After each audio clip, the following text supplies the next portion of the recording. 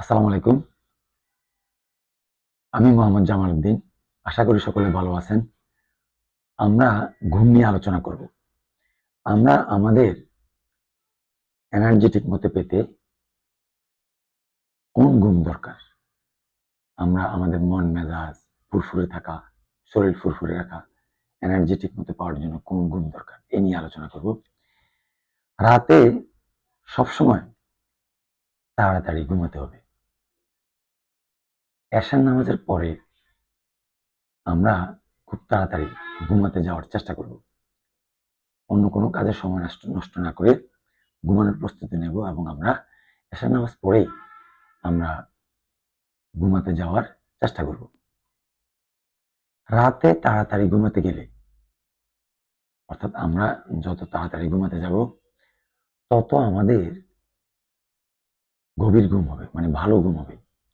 এটাকে বলা হয় ডিপ স্লিপ। অর্থাৎ এই ঘুমের মধ্যে আপনার চোখের পাতা নড়বে না, অর্থাৎ আপনার ভালো ঘুম হবে। রাতে যখন আমরা দেরি করে ঘুমাতে যাই, রাত 2টা 3টা করে ঘুমাতে যাই, তখন ঘুমের মধ্যে আমাদের চোখের পাতা নড়বে। এটাকে বলা হয় রেপিড আই মুভমেন্ট, অর্থাৎ REM। তখন ঘুমের মধ্যে চোখের পাতা নড়বে, আপনি স্বপ্ন দেখবেন এবং ভালো ঘুম হবে না। আর ভালো ঘুম না হলে আমাদের ব্রেন চার্জ ঠিকমতো হবে না, অর্থাৎ ব্রেন ভালো চার্জ হবে না, আর রিপেয়ার হিলিং ভালো হবে না। আর আমরাও আমাদের ব্রেনের কার্যক্ষমতা ভালো করতে পারবো না। তখন স্বপ্ন দেখবেন, অর্থাৎ এই স্বপ্ন দেখার কারণে ঘুম ভালো না হওয়ার কারণে আমাদের ব্রেনও ভালো কাজ করতে পারবে না, অর্থাৎ ব্রেন ভালোভাবে চার্জ হবে না, সেই কারণে ব্রেনও ভালো কাজ করতে পারবে না।